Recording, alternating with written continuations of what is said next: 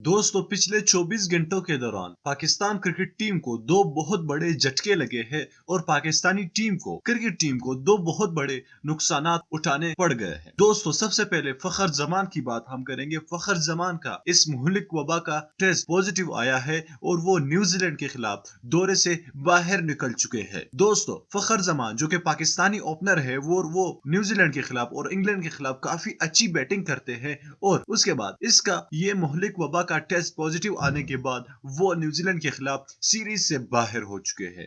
इसके अलावा दोस्तों आज जब पाकिस्तानी क्रिकेट टीम न्यूजीलैंड पहुंची, एयरपोर्ट पर बाबर आजम का टेस्ट दोबारा हुआ। बाबर आजम का टेस्ट दोबारा होने के बाद बाबर आजम का टेस्ट पॉजिटिव आया। पॉजिटिव आने के बाद तमाम खिलाड़ियों को जाने दिया, लेकिन सिर्फ और सिर्फ बाबर आजम को रोक दिया गया और बाबर आजम ताहाल एयरपोर्ट पर बैठे हैं। उसकी कोई पता नहीं है कि बाबर आजम टेस्ट से बाहर होंगे, टेस्ट उसका पॉजिटिव आया है या नहीं। यहाँ पर पाकिस्तान में बाबर आजम ने जो टेस्ट किया था वो नेगेटिव आया था और पीसीबी ने इसी के बिना पर उसको इजाजत दी थी एयरपोर्ट जाने के लिए। लेकिन एयरपोर्ट पर जब उनसे दोबारा टेस्ट करवाया गया तो वो पॉजिटिव आया है और वो अब एयरपोर्ट पर बैठे हैं। न्यूजीलैंड के हुक्काम उनको न्यूजीलैंड आने नहीं दे रहे।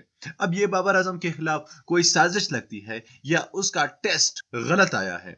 दोस्तों बाज मशीनरीज जो कि अब नई टेक्नोलॉजी आई है जो कि टेस्ट 15 मिनट में आपको बताती है, वो बाज औकात गलत बताती है। अब बाबर आजम का बड़ा टेस्ट होने जा रहा है जिसकी रिपोर्ट 6 से 7 घंटे में आने वाली है और वो रिपोर्ट फैसला करेगी कि बाबर आजम न्यूजीलैंड के खिलाफ सीरीज में हिस्सा होंगे या नहीं।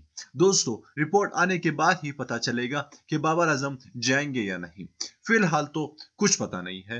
बाबर आजम इस वक्त शदीद मायूस है और पाकिस्तानी टीम मायूस है, क्योंकि बाबर आजम के खिलाफ तो पाकिस्तानी टीम अधूरी है और फखर जमान भी पाकिस्तानी टीम से निकल चुके हैं। अब देखना होगा कि बाबर आजम का टेस्ट नेगेटिव आता है या नहीं। दोस्तों मेरा ये मानना है कि पाकिस्तान की लेबोरेटरीज जो कि बहुत अच्छी काम कर रही है, उनका जो टेस्ट था बाबर आजम का जो उन्होंने टेस्ट किया वो नेगेटिव आया था, तो इंशाल्लाह टेस्ट नेगेटिव ही आएगा। आप दुआ करें कि टेस्ट नेगेटिव आ जाए। नीचे कमेंट बॉक्स में बाबर आजम के लिए अपने पैगाम जारी रखिएगा और साथ में इस वीडियो को लाइक कीजिए, चैनल को सब्सक्राइब कीजिए और बेल आइकन पर भी क्लिक कीजिए। दोस्तों हमारे इस चैनल को लाजमी सब्सक्राइब कीजिए ताकि हम फ्यूचर में आपको अपडेट कर सके कि बाबर आजम जा पाएंगे या नहीं। मैं मिलना चाहूंगा आपसे अगली वीडियो में, तब तक के लिए इजाजत दीजिए। अल्लाह हाफिज।